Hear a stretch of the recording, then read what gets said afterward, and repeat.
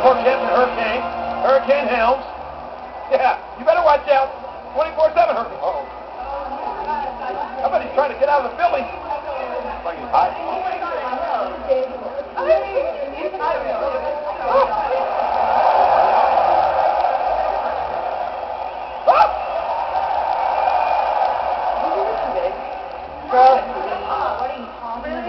No, not at all. I thought you were thinking about getting implants. Is that like a good size? No, honestly, I really think they're too big. They're not good. No, you don't have that huge freckle on your eye.